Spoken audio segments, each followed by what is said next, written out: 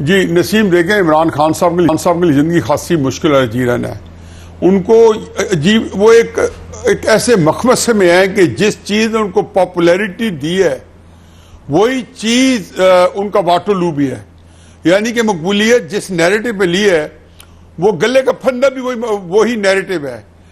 पाकिस्तान की एस्टेब्लिशमेंट को जिसने जब भी ललकारा है उसको रिफतें मिली हैं, उसको पॉपुलैरिटी मिली है। ये एक यूनिवर्सल ट्रूथ है, ये एक जिसको कहना चाहिए कि थंब रूल है। अब इमरान खान साहब जब वो पॉपुलैरिटी ली तो जब आप एस्टेब्लिशमेंट के फंदे में फंसते हैं और मामला नहीं करते तो पॉपुलैरिटी तो इंटैक्ट रहती है, या आप ये समझते हैं कि मेरी पॉपुलैरिटी ज़ाया हो जाएगा मैं बात की। अब उसको इंटैक्ट रखने के लिए वो कहते हैं पब्लिक के अंदर तो मेरा यही स्टैंड रहे। उनका ख्याल है कि जी पॉपुलैरिटी के लिए जो रहनुमा उसूल है, जो गाइडिंग प्रिंसिपल्स हैं, वो ये भी है कि जी मैं एक मुल्क के अंदर करप्शन खत्म करने के लिए आया। चाहे उनके अपने दौर में 116 पॉइंट से लेकर 144 पॉइंट तक करप्शन इंडेक्स पहुंच जाए, वो ये कहेंगे कि मैं तो करप्ट लोगों के साथ मामला नहीं करूंगा, मैं ये एस्टेब्लिशमेंट जो है इनके साथ बात भी करूंगा, लेकिन इनकी शराइत भी मेरी अपनी होगी। वो सारी चीजें जो पॉपुलैरिटी को मजीद उठाने के लिए जरूरी है। लेकिन इसके साथ आप जो है उनसे अपना कुछ मनवा नहीं सकते, क्योंकि एस्टेब्लिशमेंट के साथ मामला करना है तो ये बात तयशुदा है कि तज़हीक आमेज शराइत के ऊपर, एस्टेब्लिशमेंट की शराइत पे आप करेंगे मामला। अच्छा, फिर मेरी इसी आप क्या कह रहे हैं? आप कह रहे हैं कि अगर एस्टैब्लिशमेंट की टर्म्स पे आप कर पाएंगे, उसके अलावा नहीं? ये पाकिस्तान के अंदर सेटल्ड चीज है। ठीक, इसके अंदर कोई मैंने कोई इनोवेट नहीं करनी, या कोई ये इसको समझे कि जी मैं कोई मुक्ति बानी बना के शेख मुजीब की तरह को बड़ा प्रेशर दूंगा तो क्या कर लिया था। पाकिस्तान तो टूट गया था, शायद अल्लाह ना करे अब भी टूट जाए, फर्ज किया तो उसका मतलब ये तो नहीं कि उसको ठंडे दिल से कबूल कर लेंगे, बल्कि हालात मजीद इमरान खान साहब के लिए नागुफ्ता बे हो जाएंगे।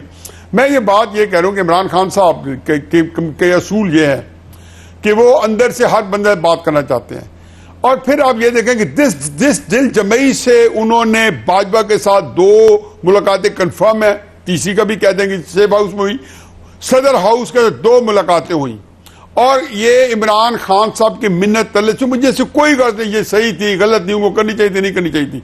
लेकिन अब ये देखें कि जब एक बंदे को गद्दार कह रहे हैं, आप कह रहे हैं कि इस बंदे ने मेरे खिलाफ साजिश की है, ये बंदा जो है मीर जाफर है, डोनाल्ड लू का, इसने एक जो उसको जो एक हमारे सफीर को जो उन्होंने थिंग्स टू डू दिया, बाजवा ने उसको इंप्लीमेंट कराया, शबाशी वगैरह मोरे मिल गए, ये वो सारा एक कहानी कथा कहानी जब सुनते रहे तो बाजवा के पास क्या जरूरत थी जाने की।